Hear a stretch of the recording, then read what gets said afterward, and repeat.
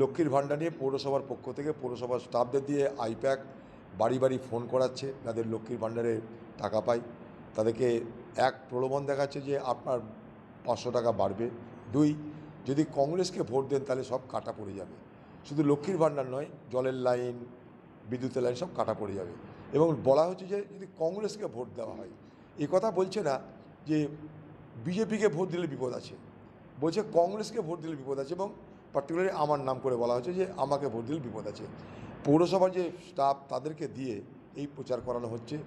কোনো জায়গায় যদি কোনো পরিবার বলছে যে ভোট দেওয়ার অধিকার তো আমার নিজস্ব অধিকার, আমার সাংবিধানিক অধিকার, এখানে আপনাদের হস্তক্ষেপ কেন, তখন তার নামটাকে ভালো করে নোটেট করা হচ্ছে, হাইলাইট করা হচ্ছে, তারপর তার বাড়িতে মস্তান পাঠানোর ব্যবস্থা করা হচ্ছে। ঠিক এইভাবে একদিকে প্রলোভন, একদিকে ভীতি প্রদর্শন, তার সঙ্গে সঙ্গে এই লালদিঘির আশেপাশে যে সমস্ত হকার তাদেরকে ডাকা হয়েছে শনিবারে, তাদেরকে নিয়ে 14,000 টাকায় সব দোকানঘর বানিয়ে দেবে।